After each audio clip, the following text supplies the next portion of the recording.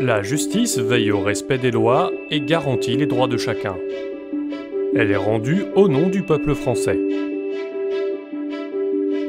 De la Révolution française, la justice garde deux types de juridictions.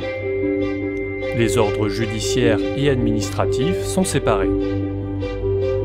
L'ordre judiciaire règle les litiges entre les personnes privées, comme un particulier ou une société, ainsi que les infractions à la loi pénale. L'ordre administratif, lui, est compétent dès qu'une personne publique est en cause, une municipalité ou un service de l'État. Il intervient dans les litiges entre les personnes privées et publiques ou entre personnes publiques.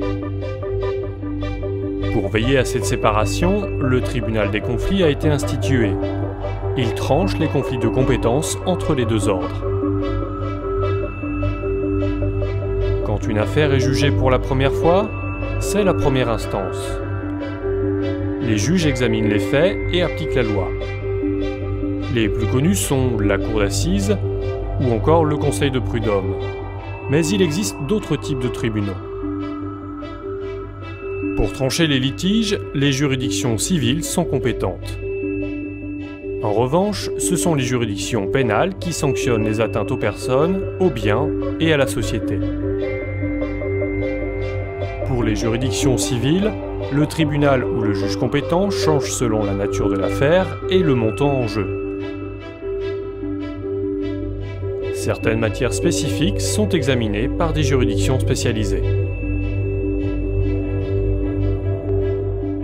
Devant les juridictions pénales, c'est le type d'infraction qui définit la juridiction compétente. De la moins grave à la plus grave, la contravention, le délit, puis le crime. Pour les personnes poursuivies qui ont moins de 18 ans au moment des faits, un régime spécifique s'applique, la justice des mineurs. Une affaire peut être jugée une deuxième fois si le justiciable n'est pas d'accord avec la décision rendue en première instance. C'est le principe du double degré de juridiction. La cour d'appel est compétente. Elle apprécie les faits une seconde fois et vérifie que la loi a été bien appliquée lors du premier jugement. On dit qu'elle juge en fait et en droit. Dernier recours possible contre une décision, le pourvoi en cassation. La Cour de cassation est la juridiction suprême de l'ordre judiciaire. Cette juridiction ne rejuge pas l'affaire une troisième fois. Elle vérifie uniquement que la loi a été correctement appliquée sans apprécier les faits. Elle est juge du droit. Elle fait en sorte que la loi soit appliquée de la même manière par tous les tribunaux. Elle assure donc l'unité de la jurisprudence judiciaire.